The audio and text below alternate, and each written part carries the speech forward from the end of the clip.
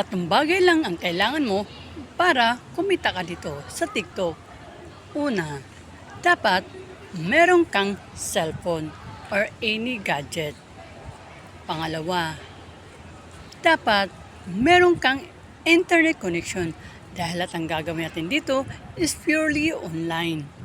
Pangatlo, dapat meron kang user ID kasi doon papasok yung income mo at doon mo rin makikita lahat ng transaction mo.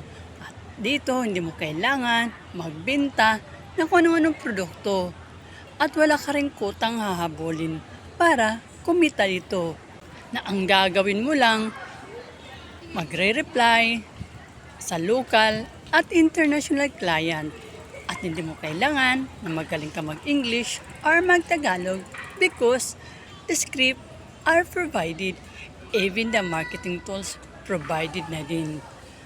So basically, ang gagawin mo lang talaga dito is mag-copy and paste at dito kikita ka ng 20 up to 50,000 per month or more.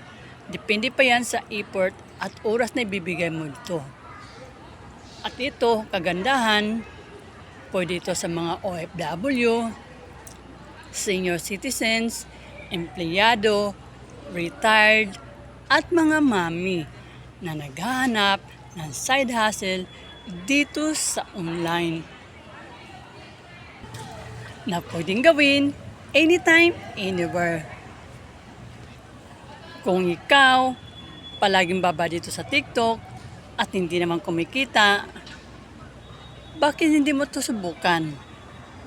Kung interesado ka, mag-comment ka lang dito sa baba ng video na ito para may turo ko sa'yo kung paano ang gagawin mo. So I'll see you my impacts. Thanks!